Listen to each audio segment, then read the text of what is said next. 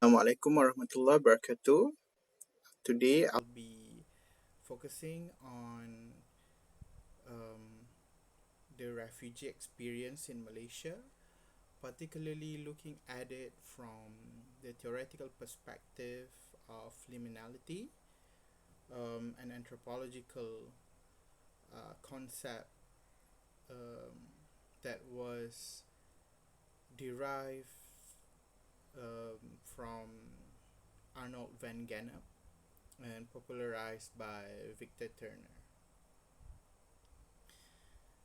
As a background on the refugees in Malaysia, as of 2024, we have almost 200,000 of registered refugees and seekers. Um, but this only covers the registered ones.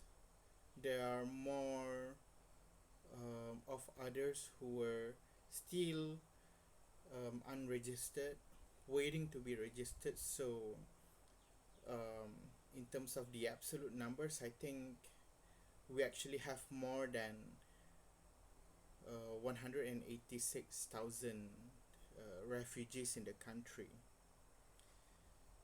Um, Approximately, most of the refugees in this country actually came from Myanmar. Specifically, more than half of them were the Rohingya ethnics. And then um, we have 25,000 of the Chins and 30,000 from various different ethnic groups from that country. The rest of the 12% came from the various countries, amounting to 50 different countries, including Pakistan, Yemen, Afghanistan, Somalia, Syrian, Sri Lankans. The status of the refugee in Malaysia, or shall we say, the refugee policy in Malaysia, is such that um, the country did not ratify to the Refugee Convention in 1957 protocol. This convention and protocol, it binds the ratifying countries to provide human rights access for the refugees. In other words, since Malaysia did not ratify to the convention and protocol, it is not legally bind um, to provide access to the basic human rights that were required. Um, that said, uh, Malaysia in a way also act as a host in transition, meaning to say it is the host for refugees waiting to be resettled in another country. Um, that makes this country um, sort of a transit destination. But after this, we're gonna see um, how this affects uh, the refugee experience in the way that it actually play out. And due to this status also, I think that makes it um, amenable to the theoretical explanation from the perspective of liminality. So um, let's go a bit into what liminality is. It is an anthropological concept, and the one that has been theorized by Arnold van Gennep from France. He was a French folklorist and also a contemporary of Imal Durkheim. So he write about liminality in 1909 which was actually part of a broader phenomenon, the rites of passage. The way that we can understand the theoretical framework on the rites of passage is that we can see um, it describes the sociocultural construction, conception, and perception of life stages in its dynamism. Meaning to say, it is the way that it is the way to understand how culture interacts and reacts to time, to changes that occurs through time, in such a way that it creates cultural mark of distinctions for each of the stages, for each of the time, for each of the changes. So what a person experience or go through is not only changes in terms of the time, not only um, physical or temporal situational changes, but also status that were assigned to it socio-culturally. We can imagine the rites of passage like this telephone cup. So we have two different ends, um, the separation, and the other one it's not transition, I mistyped. This one is actually supposed to be integration. So um, and then we have transition, which is liminality. So this is the imagine this as a process of change, right? And it begins with the phase of separation, in which one is detached or detach oneself from the previous statuses, okay, and then going towards the new phase, which is integration, where one would be acquiring new status and acquiring new roles instead. So in between these two different phase is the in between, the so-called between and betwixt phase, the transition phase known as the liminality.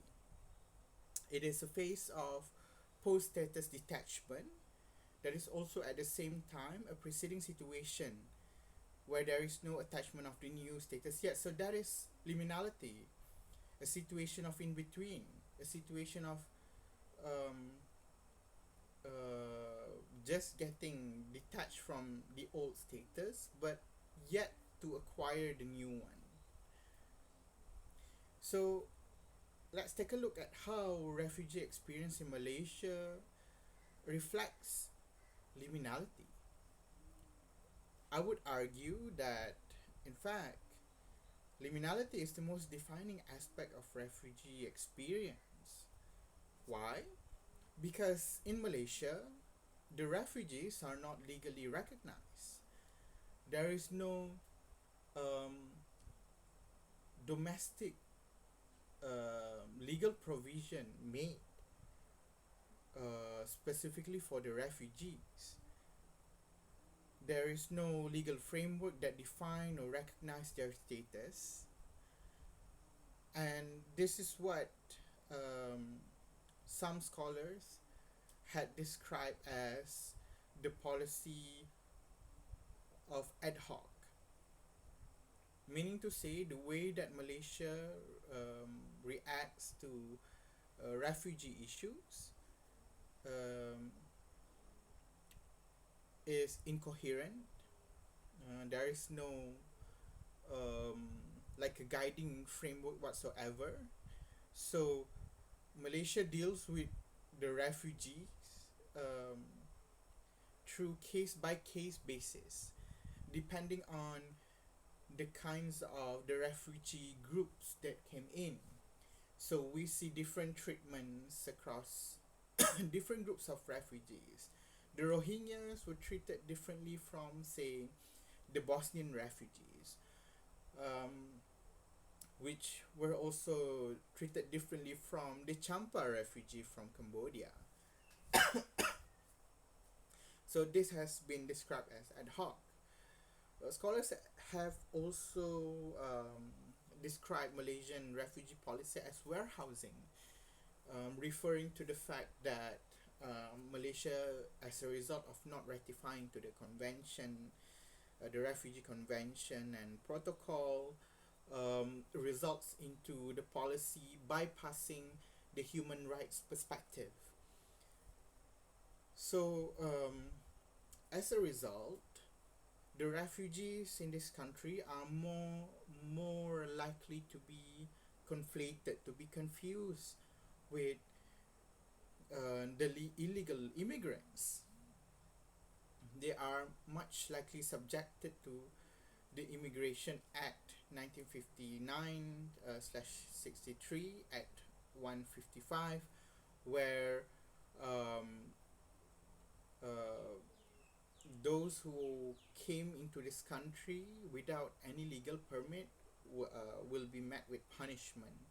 So, in other words, um, the refugees, because it is always being confused with the illegal immigrants, they are also most likely to be as much punished by the Malaysian law that affects the illegal immigrants.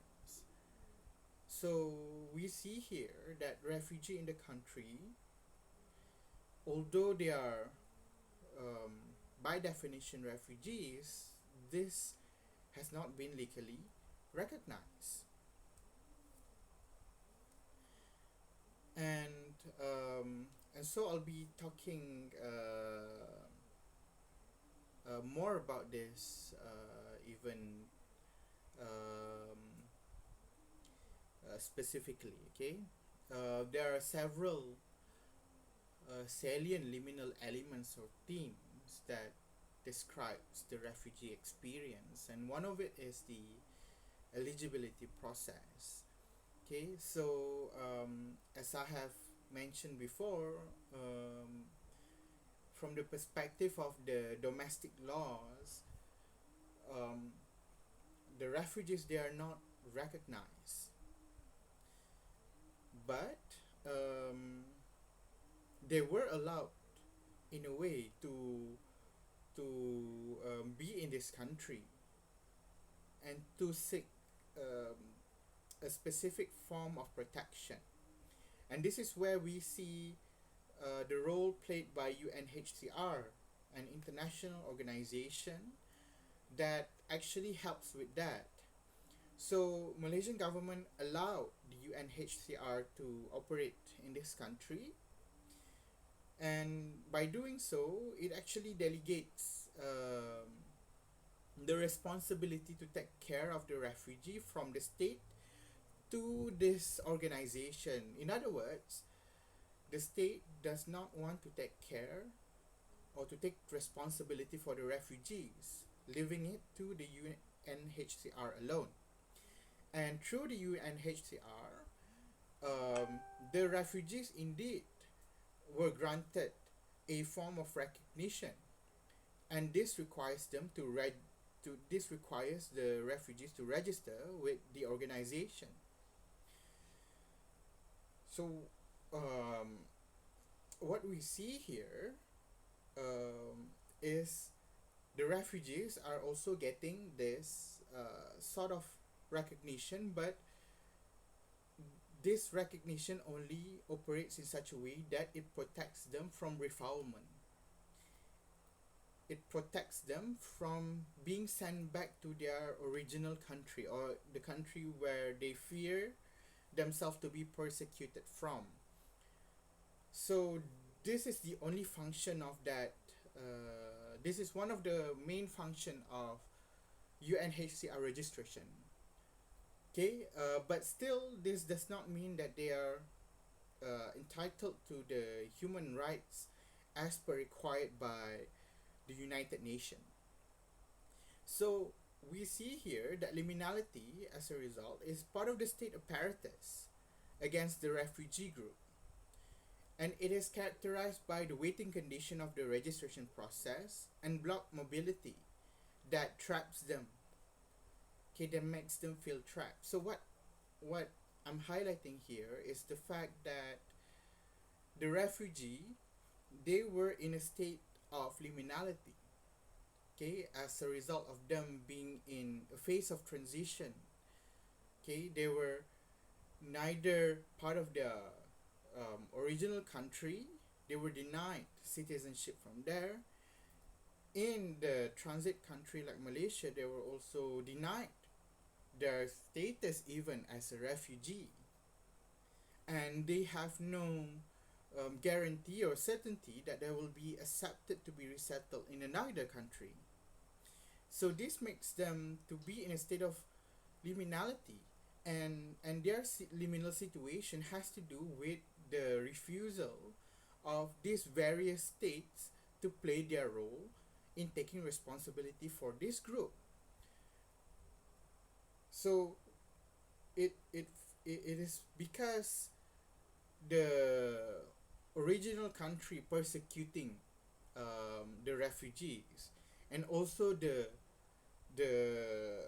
host country like Malaysia not wanting to take full responsibility in taking care of the refugee, and also um, the the state, the resettlement states that provide only limited quota for the refugees to be resettled in their country is what put the refugee into the situation that they are today. Okay, so this is why I argue and say that liminality is very much state apparatus, institutionalized, bureaucratized. Another element is the block mobility. It refers to the extent to which the refugees are barred or hindered from getting access to fundamental necessities, money, education, social support.